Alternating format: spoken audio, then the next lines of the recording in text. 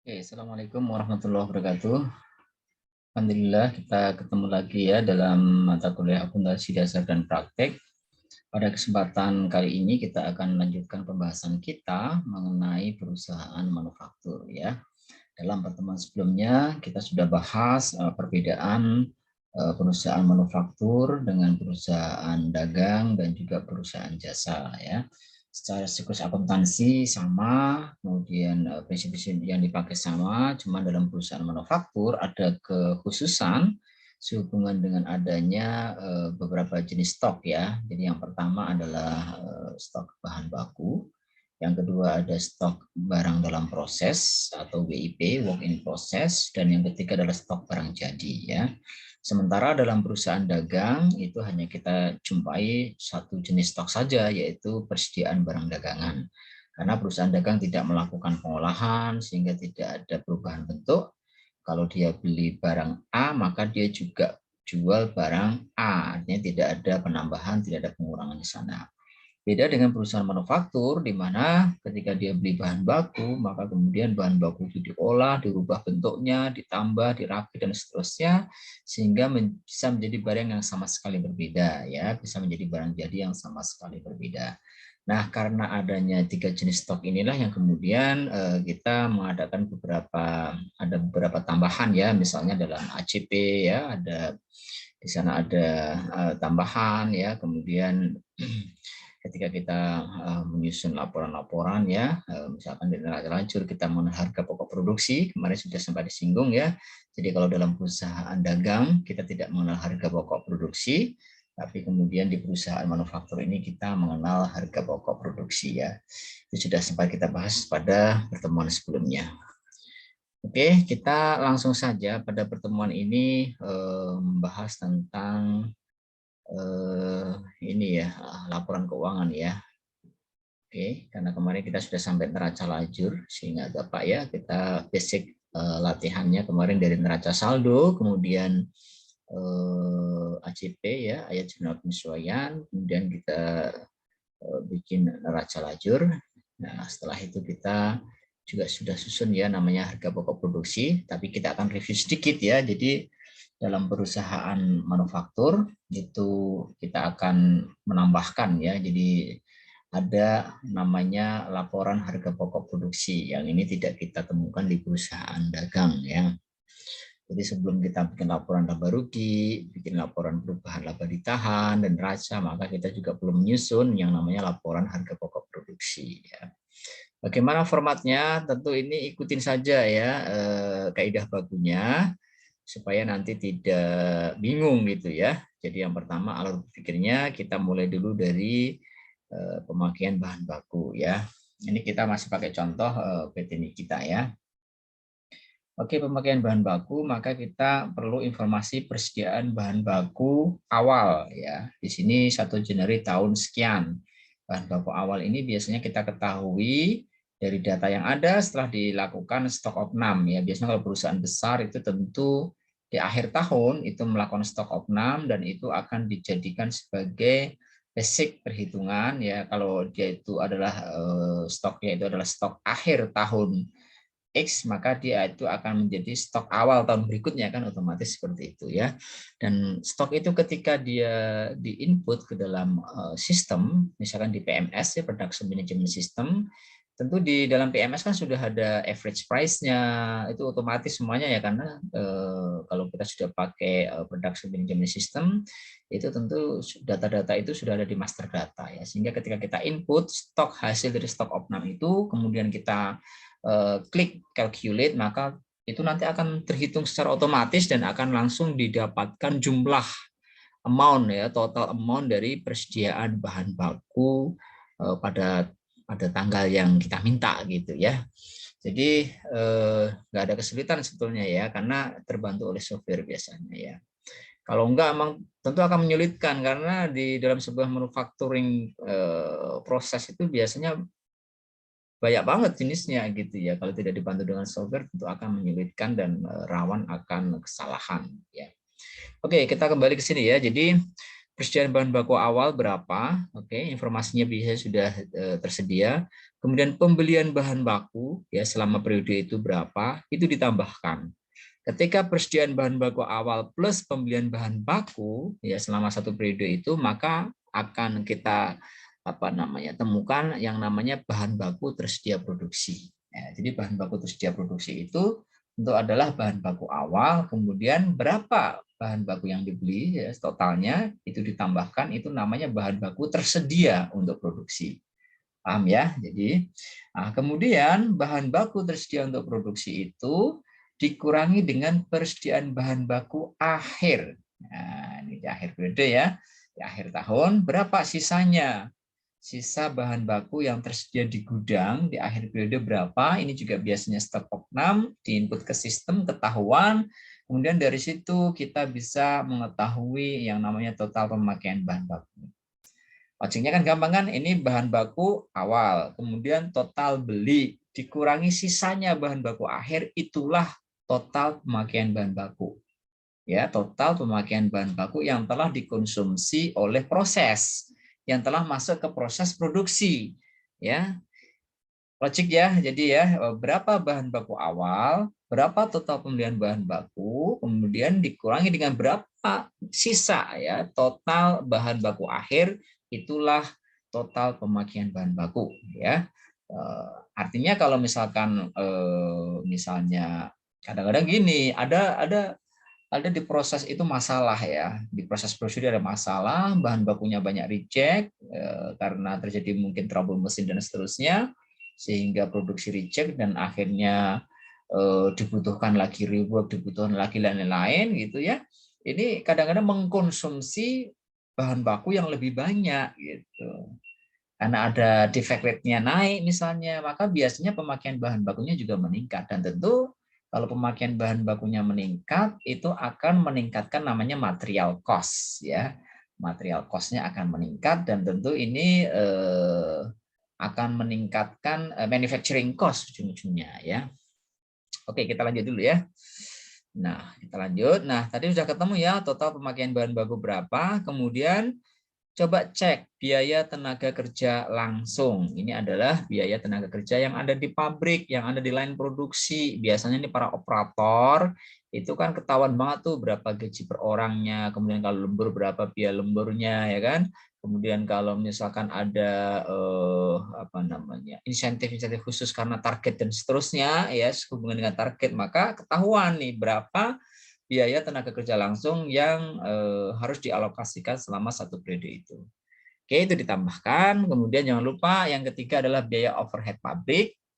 Ya, biaya overhead pabrik itu ada BTKTL-nya adalah biaya tenaga kerja tidak langsung, misalnya mandor, supervisor, yang dia sebetulnya ya tidak hanya in charge di pabrik itu, tapi mungkin dia juga in charge di office, dia harus bertanggung jawab dengan seksi yang lain misalnya ya, yang dia itu lebih general tugasnya ya, tidak hanya di pabrik aja ya, itu masuk ke biaya tenaga kerja tidak langsung. Kemudian juga ada biaya bahan penolong, PP ini bahan penolong itu ya bahan baku yang tidak utama sebetulnya ya. Itu bahan penolong ya, itu ada lah, itu namanya di proses produksi, itu kadang-kadang ada bahan-bahan tertentu yang dibutuhkan, tapi dia bukan bahan baku utama ya.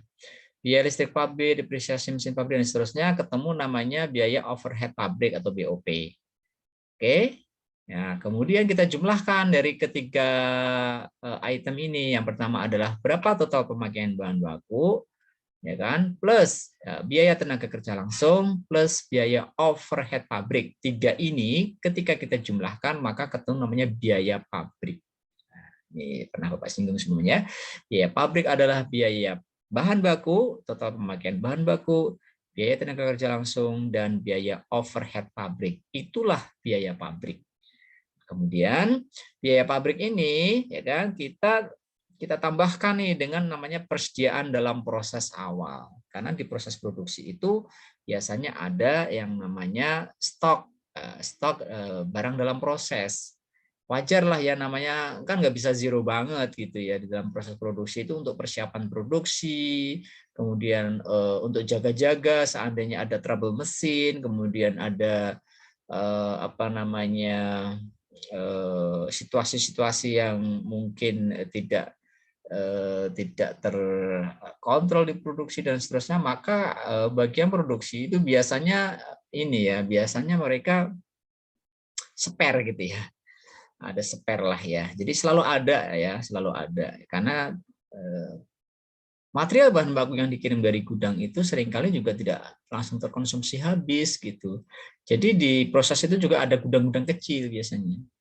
Bapak pernah ingat ya, itu dulu itu kita ada namanya gudang chemical. Karena waktu itu Bapak kerja di sebuah perusahaan manufaktur yang banyak pakai chemical atau bahan-bahan kimia. Nah, ketika chemical itu sudah dikirim ke proses, itu kan ada yang dalam bentuk kaleng, ada yang bentuk jerigen dan seterusnya, itu kan tidak langsung habis.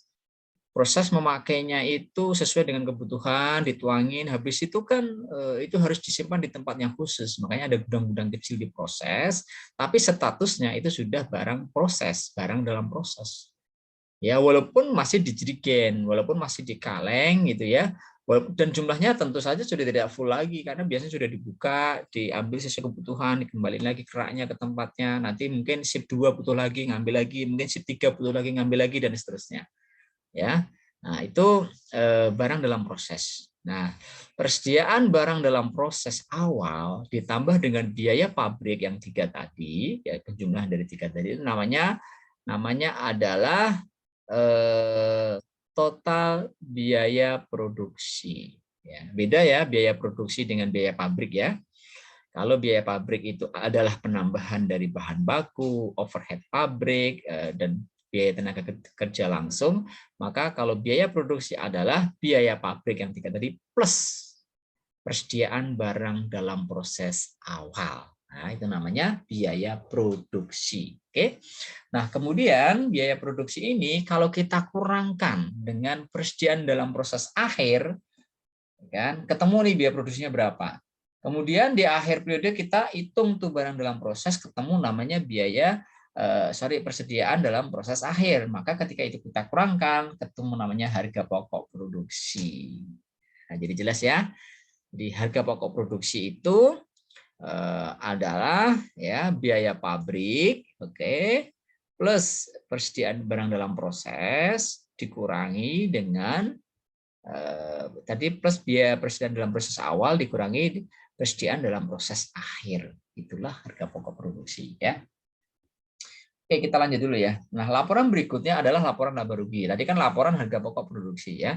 Nah, untuk laporan laba rugi sebetulnya juga logikanya sama dengan perusahaan dagang ya. Yang pertama penjualan berapa, kemudian dari situ kita cek ada nggak return penjualan, ada nggak potongan penjualan, karena ini akan mengurangi gross penjualan kotornya, sehingga penjualan dikurangi return penjualan dan potongan penjualan akan ketemu namanya penjualan bersih ya.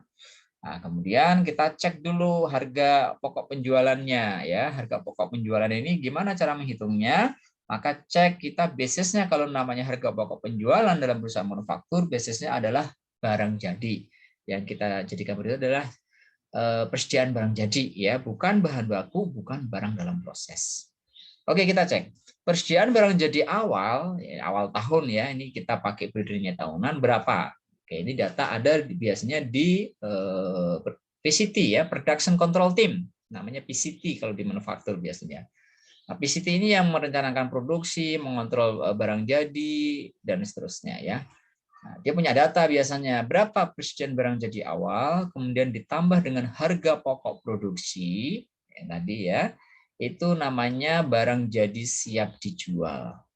Oke, barang jadi siap dijual dikurangi dengan persediaan barang jadi akhir. Nah, lihat di slide ya. Kalau di slide itu 31 Desember berarti itu akhir.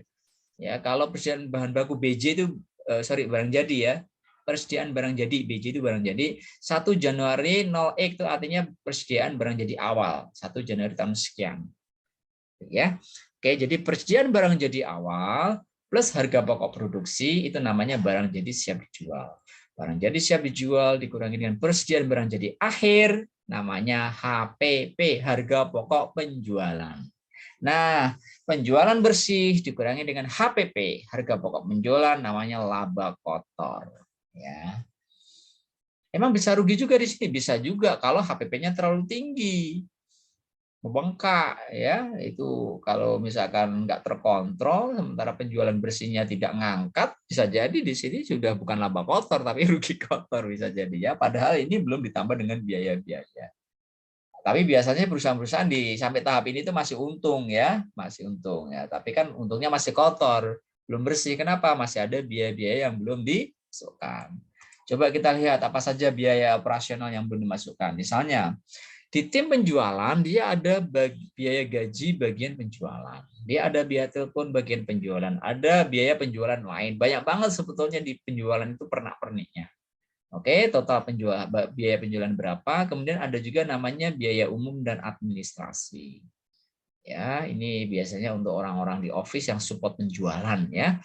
Ada biaya gaji bagian umum dan ADM, biaya telepon bagian umum dan biaya lain-lain ya itu.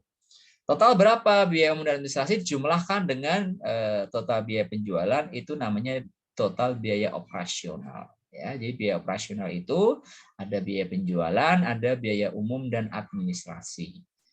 Oke, kemudian laba kotor yang tadi kita sudah tentukan, sudah temukan, dikurangi dengan total biaya operasional, itu namanya laba atau rugi bersih sebelum pendapatan dan biaya di luar usaha. Ya. Ini kita pakai multiple step ya. Jadi multiple step itu kita pisahkan antara pendapatan dan biaya usaha dengan pendapatan dan biaya di luar usaha. Ya, di luar usaha. Itu dipisahkan supaya kita bisa mengidentifikasi karena kadang-kadang ada perusahaan yang apa ya? Dia biaya apa namanya pendapatan operasionalnya itu dia minus gitu. Tapi laba akhirnya, laba bersihnya itu kok jadi banyak, jadi plus. Ternyata ada pendapatan di luar usaha yang cukup besar, misalnya penjualan aset. Nah, misalnya ya, penjualan aset ya, dan jualnya aset itu jual untung. Misalkan dulu punya tanah tuh udah lama di apa ya namanya, disimpan ya. Tanahnya itu dulu belinya masih murah, kemudian sama perusahaan juga apa kemudian kan dicatatnya kan kalau di buku kan nilai perolehan ya, tapi ketika dijual itu mungkin dapat laba banyak, nilainya meningkat. Nah, tentu ini menjadi apa namanya kontribusi buat perusahaan dan bisa jadi perusahaan, tapi untungnya bukan dari operasional, untungnya dari penjualan aset. Ini adalah pendapatan di luar usaha.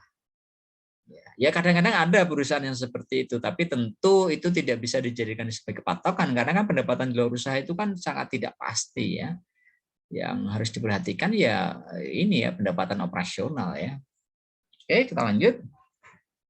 Nah, tadi udah ketemu ya laba atau rugi bersih sebelum pendapatan dan biaya di luar usaha. Kemudian kita cek ada nggak pendapatan di luar usaha. Biasanya pendapatan di luar usaha itu contohnya ya ini pendapatan bunga.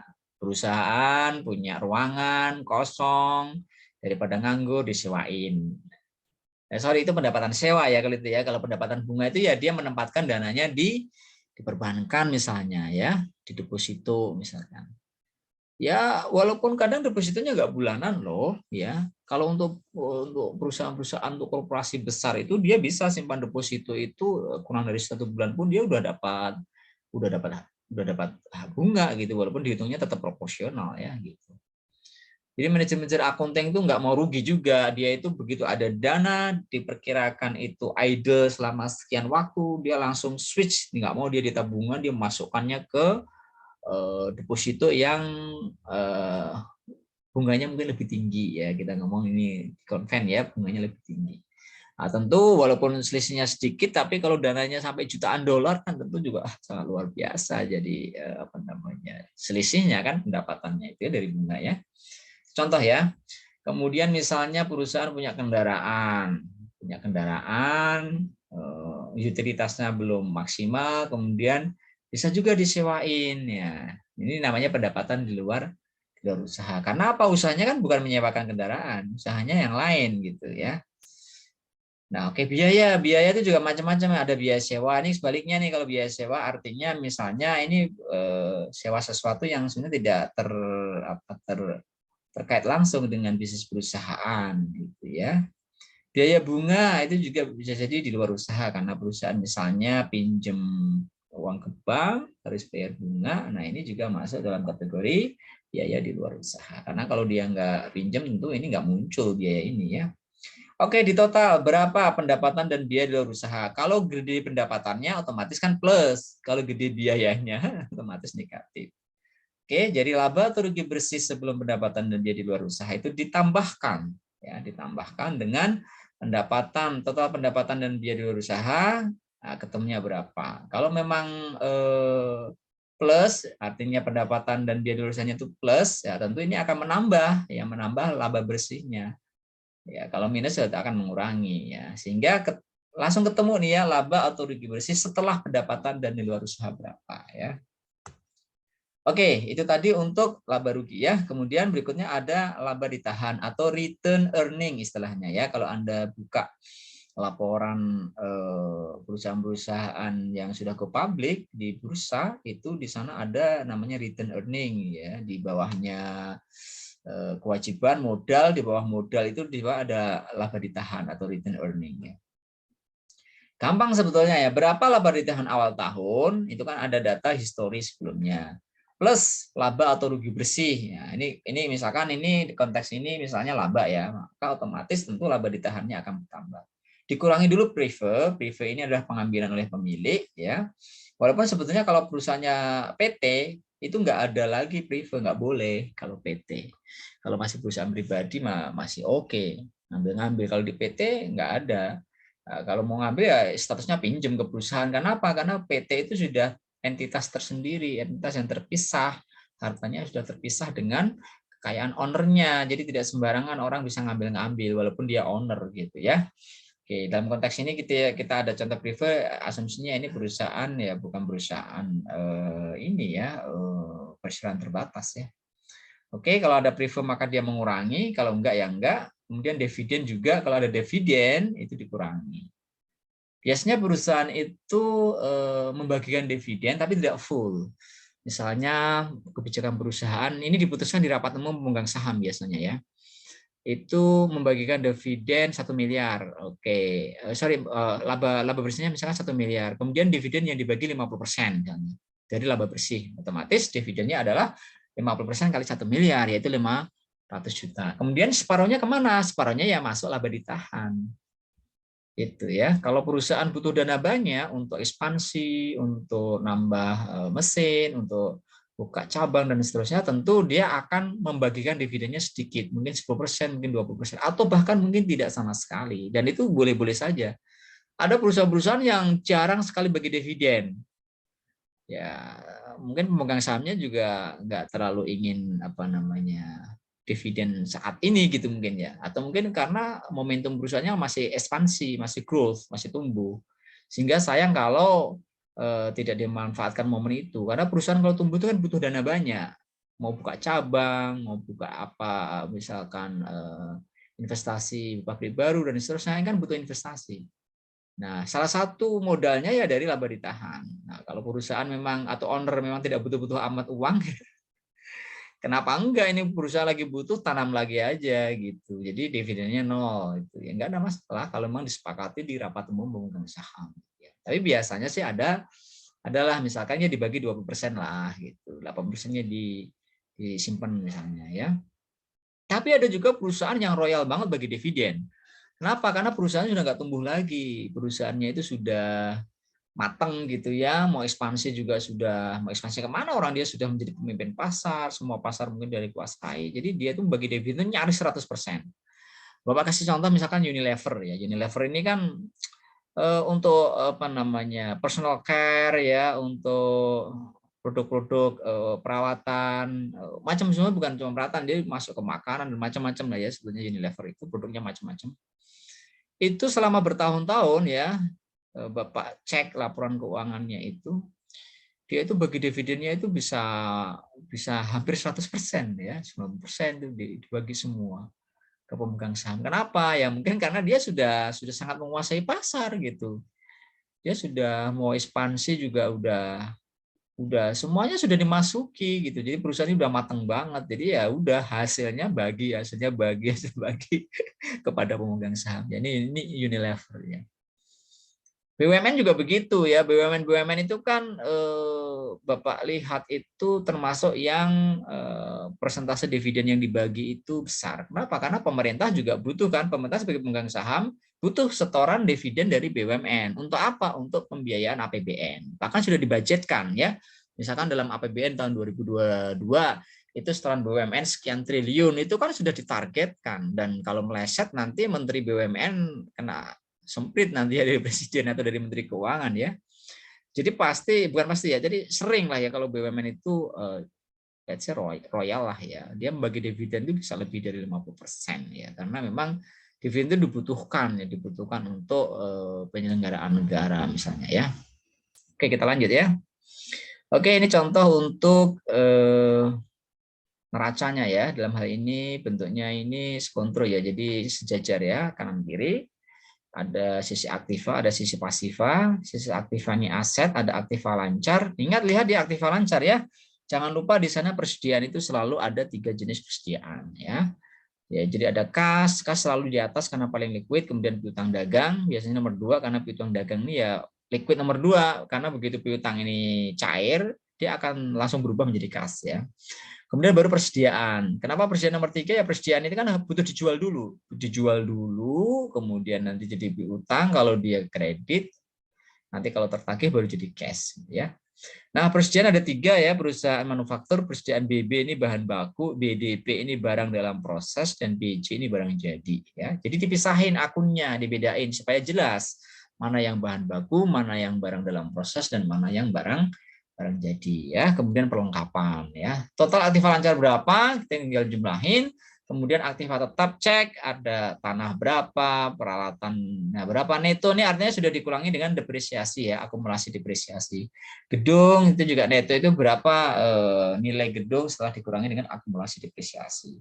Kalau tanah tidak ada depresiasi, kenapa tanah itu tidak berkurang nilainya ya, bahkan cenderung naik atau apresiasi ya. Jadi sama gedung makin lama makin usang, makin rusak ya, tentu suatu saat harus dibangun ulang dan seterusnya.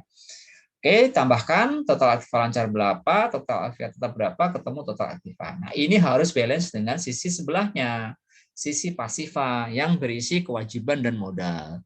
Kewajiban ada atau hutang, ada hutang lancar, ada hutang tetap. Hutang lancar ini relatif pendek waktunya, seperti hutang dagang. Hutang dagang ini kan jatuh temponya bisa bulanan kan, tergantung dari term of payment-nya kan, ada yang sebulan dan 2 bulan ya. Kalau hutang tetap, hutang bank itu juga biasanya tergantung sebetulnya, ada juga hutang bank yang hutang lancar ya, kalau dia itu memang periodenya tahunan seperti pinjaman rekening koran itu maksudnya hutang lancar sebetulnya.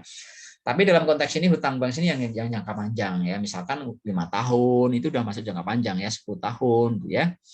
Kemudian ada juga obligasi ya, surat utang itu biasanya tenornya di atas 5 tahun.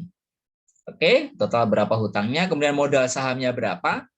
Modal saham ini ya modal yang di-store dulu ya, berapa tiap-tiap pemegang saham. Kemudian berikutnya di bawah modal itu adalah laba ditahan. Ya, laba ditahan ini sebetulnya bagian dari modal, cuma dia akunnya dipisahkan. Kenapa dipisahkan? Untuk membedakan ya. Jadi modal saham itu relatif tetap terus jumlahnya ya kan, kecuali ada perubahan, ada setoran modal baru dan kalau enggak dia tetap terus di laporan segitu. Itu adalah setoran pemilik. Yang berubah-ubah biasanya laba ditahan. Saldo laba ditahan ini semakin lama semakin meningkat seharusnya kalau memang perusahaan untung. Karena apa? Perusahaan untung nambah lagi laba ditahannya, perusahaan untung nambah lagi laba ditahannya. Ya, dengan catatan tentu tidak semuanya dibagi dalam bentuk dividen gitu ya. Jadi laba ditahan itu coba lihat deh, cek laporan keuangannya Unilever. Itu laba ditahannya itu jauh lebih besar daripada modal sahamnya. Karena modal sahamnya itu kan sudah dulu kan tahun-tahun 80-an ya, pendirian Unilever itu kalau nggak salah itu ya. Udah lama banget lah, Unilever Indonesia kita ngomongnya, bukan Unilever Indo di sana ya, di luar negeri ya. Nah, itu kan tiap tahun kan nabung laba ditahannya tambah lagi sampai jumlahnya gede banget. Nah, sekarang karena mungkin sudah gede banget, dia sekarang cenderung bagi deh gitu ya. Ingat ya, tetap harus situasinya balance ya antara total aktiva dengan total pasiva ya. Kalau nggak balance itu pasti salah ya, ada yang salah. Nah, tapi kalau balance belum tentu benar juga ya, bisa jadi ya belum tentu benar juga, jadi harus dipastikan ya. Oke, itu untuk neraca. Kemudian tahap berikutnya yaitu tahap jurnal penutup ya. Ini sama dengan perusahaan dagang, perusahaan jasa, ada jurnal penutup. Ini untuk menutup akun-akun sementara ya. Karena akun-akun terutama akun-akun yang berhubungan dengan yang di akun di laba rugi ya, pendapatan dan biaya ya. Nah, cuman untuk perusahaan industri ada tambahan yaitu jurnal penutup. Nah, di sana ada ikhtisar harga pokok produksi. Ketika kita menutup pembelian bahan baku, biaya tenaga kerja langsung, bahan pembantu, kemudian tenaga kerja tidak langsung, biaya kerja pabrik, semuanya ditutup supaya nanti nol. Itu nutupnya kemana? Ke ikhtisar harga pokok produksi. Kita munculin akun ikhtisar harga pokok produksi untuk menutup biaya-biaya itu ya, pembelian bahan baku, tenaga kerja langsung, overhead pabrik dan seterusnya, sehingga di periode berikutnya biaya-biaya pembelian dan biaya-biaya menjadi nol. Ya, di periode berikutnya itu mulai dari nol lagi untuk menampung total pembelian dan total biaya-biaya selama 1 tahun berikutnya. Ya, jadi ini aja tambahannya ya untuk perusahaan industri. Yang lainnya sama ya dengan perusahaan dagang.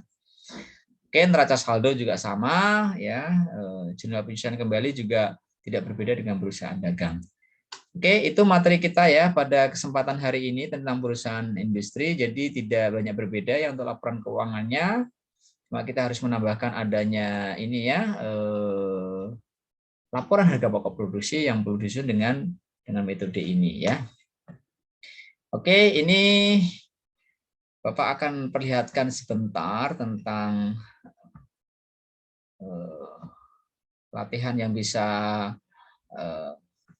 kalian lakukan ya di rumah berdasarkan soal yang ada di slide, maka kita bisa susun latihannya untuk mempermudah dan memperdalam pemahaman kita ya.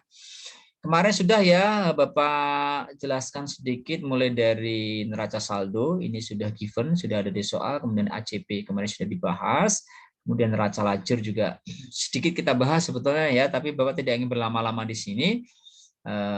Kita langsung saja ke harga pokok produksi yang tadi sudah kita bahas, kita implementasikan di dalam soal yang ada di slide ya. Oke. Oke, posisi ya, ingat ya, kita mulai dari pemakaian bahan baku. Berapa persediaan bahan baku awal? 1 Januari ini sudah given ya, sudah ada informasinya di soal. Kemudian berapa total pembelian bahan baku?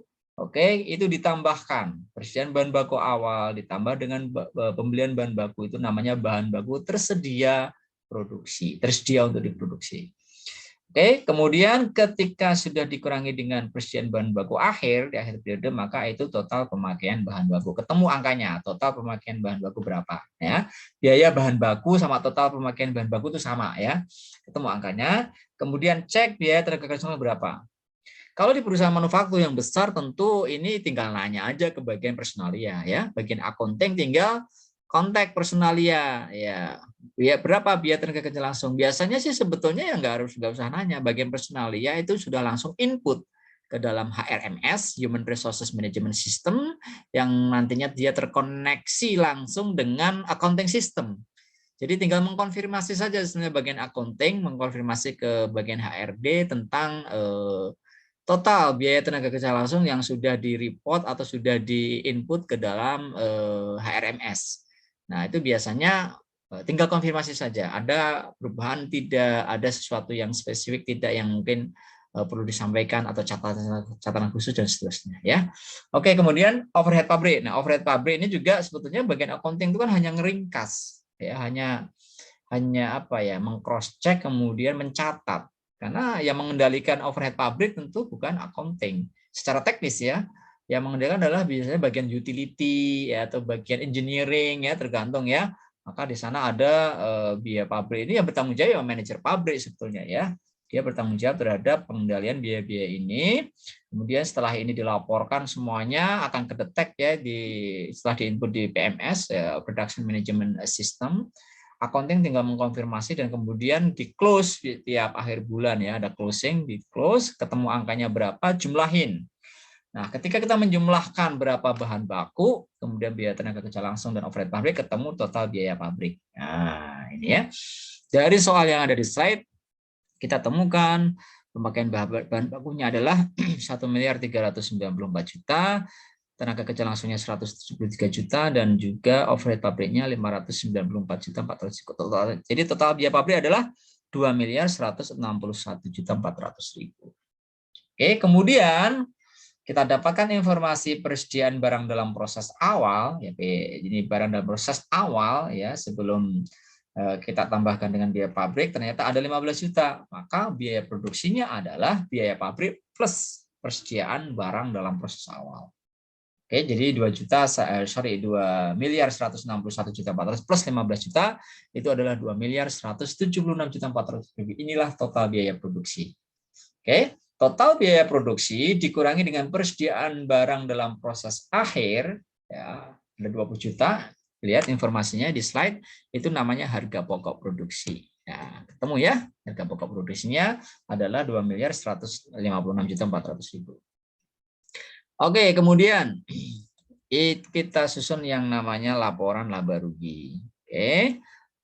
Penjualannya berapa? Penjualan kotor. Cek, ada nggak retur, ada nggak potongan? Ternyata nggak ada. Ya sudah, berarti penjualan kotor ini sekaligus menjadi penjualan bersih karena tidak ada retur, tidak ada potongan. Oke, kemudian kita hitung HPP, harga pokok penjualannya. Ya, supaya ketemu laba kotor ya, HPP itu kita harga pokok penjualannya kita hitung dengan cara berapa persediaan barang jadi awal plus harga pokok produksi, itu namanya barang jadi siap dijual, dikurangi persediaan barang jadi akhir, itu namanya HPP. Ya, jadi harga pokok penjualan HPP itu ada persediaan barang jadi awal plus harga pokok produksi kurangi persediaan barang jadi akhir, itulah HPP. Penjualan, ya, penjualan bersih dikurangi dengan HPP, ketemu namanya laba kotor. Oke, laba kotor dikurangi dengan biaya operasional. Biaya operasional itu macam-macam ya, ada biaya penjualan, ada biaya ADM, ya, administrasi umum. Oke, ketemu namanya biaya operasional. Ya. Oke, biaya operasional tadi biaya penjualan dan biaya administrasi umum ya. Nah, laba kotor dikurangi dengan biaya operasional, ketemu namanya laba operasional ya. Enggak langsung laba bersih ya, tapi laba operasional. Kenapa? Karena kita pisahin pendapatan dan biaya di luar usaha. Cek. Ada enggak pendapatan dan biaya? Oh, ternyata ada biaya bunga, berarti ada biaya di luar usaha. Nah, tentu ini akan mengurangi laba operasional ya. Ternyata ada biaya bunga nih karena mungkin perusahaannya pinjam uang ke bank sehingga dia kena beban bunga. Oke, biaya laba operasional dikurangi biaya bunga, ketemunya laba bersih. Nah, kalau biaya bunganya terlalu tinggi, tentu ini bisa menggerus laba operasional. Ya. Perusahaannya laba operasional oke, tapi karena beban utangnya sangat tinggi, nah ini bisa habis nih nanti. Maka perusahaan tidak boleh over ya berhutang. Dia harus menghitung betul, hati-hati betul, jangan sampai utangnya over dan itu menjadi beban perusahaan. Jangan sampai perusahaan sudah bisa menghasilkan sedemikian rupa, tapi harus menelan kerugian hanya gara-gara biaya hutangnya, biaya bunganya terlalu tinggi. Nah, ini masalah kalau seperti ini ya. Oke. Jadi laba operasional sekali lagi dikurangi dengan biaya bunga, dalam hal ini ada biaya di luar operasional, ketemu laba bersih. Nah, dah ya, laba bersihnya ada 138.429.500 rupiah. Oke, kemudian laporan perubahan modal, ingat gampang ya, tinggal modal awal berapa. Oke, dalam hal ini 622.500.000. Ini dari mana? Dari soal, sudah ada di sana di neraca saldo ya.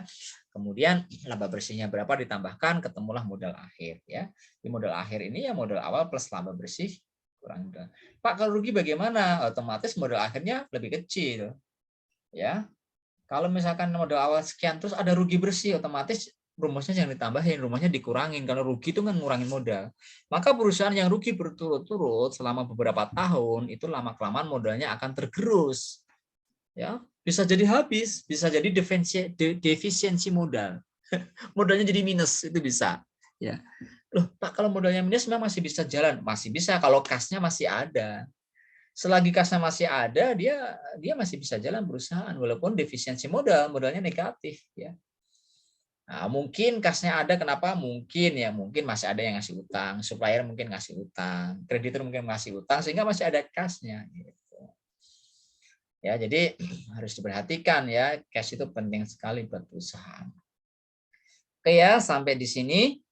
Kemudian kita ke ini ya, neraca ya. Neraca ini aktiva lancar, ada susunannya mulai dari yang paling liquid ya, dari kas, bank, sekolah berharga, wasilah tagih. Ini informasinya ini sudah ada ya. Piutang dagang jangan lupa ada cadangan kerugian piutang dikurangi dulu sehingga yang di sini ada netnya. Persediaan bahan baku, barang dalam proses, barang jadi, persekot sewa dan seterusnya, ketemu aktiva lancar, kemudian ketemu aktiva tetap di sini berapa totalnya. Ingat, kalau untuk aktiva tetap selain tanah harus ada depresiasi, jadi semuanya dikurangi dulu dengan akumulasi depresiasi sehingga ketemu total aktiva tetapnya sekian. Oke, kemudian kalau ada aktiva tidak berwujud sekian, aktiva tidak berwujud itu ya bisa jadi mungkin paten atau mungkin lisensi atau yang lain-lain ya. Yang jelas dia kekayaan tapi tidak berwujud ya. Biasanya merupakan hak tertentu lah ya, hak kekayaan intelektual dan seterusnya ya. Oke, ditambahkan ketemu total aktiva. Jadi aktiva atau aset perusahaan itu adalah 1.841.429 juta. 429.500 ya, sorry. Oke, ini kita pakainya staffel ya, jadi ke bawah. Kalau kontrol kan dia samping-sampingan gitu ya. Ini kita pakainya atas bawah. Sama saja sebetulnya ya, hanya penyajiannya saja yang berbeda bentuknya. Pasifa cek hutang berapa, hutang lancar, hutang tetap. Hutang lancar ada wesel bayar, ada hutang dagang, hutang modal kerja, hutang gaji. Oke, totalnya hutang lancarnya sekian ya, 480.500.000. Kemudian hutang tetapnya ada hutang obligasi 600 juta, totalnya 600 juta sehingga total hutangnya adalah 1.080.500.000. Kemudian modalnya ada modal awalnya sekian, oke 760.929.500 ya. Ingat ya modal ini adalah modal akhir tadi ya, sudah berubah. Kenapa? Karena sudah ketambahan laba bersih. Oke, jadi di dalam neraca tidak ada akun laba bersihnya berarti. Karena laba bersihnya itu sudah masuk di dalam modal. Ya, jadi sebetulnya akun pendapatan dan biaya ya yang itu menjadi perhitungan untuk laba bersih itu adalah bagian dari akun modal sebetulnya ya. Cuma untuk memudahkan perhitungan dipisahkan akunnya. Ya, jadi ujung-ujungnya ya laba bersih itu pasti nanti akan masuk ke dalam akun modal. Kalau dia laba maka menambah modal, kalau dia rugi maka mengurangi modal. Jadi di dalam neraca yang kelihatan adalah modal ya. Tapi kalau di PT sebetulnya ada laba ditahan ya, laba ditahan ya. Nah, tapi di sini tidak kita perlihatkan dulu ya untuk laba ditahannya karena tidak ada institusi ke sana ya. Gitu. Tidak ada informasi dividen yang dibagi berapa dan seterusnya. Ya, jadi kita masukkan ke dalam modal. Oke, sudah jelas ya. Kemudian jurnal penutup. Ingat ya, rekening penjualan ada berapa? Rekening penjualan kan rekening sementara, rekening nominal ya. Itu pokoknya yang akun-akun di dalam laba rugi itu adalah rekening sementara yang harus ditutup supaya apa? Dia menjadi nol dan siap dipakai kembali di periode berikutnya. Oke, penjualan itu kita tutup ke rekening laba rugi ya. Kemudian ada HPP ya, ada biaya gaji dan seterusnya. Ini ditutupnya ke laba rugi juga. Kemudian rekening laba rugi itu akhirnya ditutupnya ke modal. Ya, kalau dia laba maka dia kita debit. Ya, kemudian kalau kreditnya ya itu modal ya. Kenapa kita mengkredit modal? Karena kalau laba otomatis kan menambah modal ya, modal bertambah kan di sisi kredit ya. Jadi nanti labanya menjadi nol. Kenapa di buku besarnya di nol? Karena dia sudah dikonversi atau sudah dialihkan ke rekening modal. Rekening modalnya bertambah 138.429.500. Oke, itu ya. Jadi untuk perusahaan manufaktur, gambaran kita sudah bahas latihannya juga. Semoga ini bisa membantu pemahaman kalian ya untuk perusahaan manufaktur. Kalau ada yang mau bertanya, boleh silahkan bisa disampaikan di sesi diskusi yang ada di grup. Nah, nanti akan kita bahas bersama-sama ya. Untuk sementara Bapak tutup, kita lanjutkan dengan latihan dan tanya jawab bersama. Terima kasih. Assalamualaikum warahmatullahi wabarakatuh.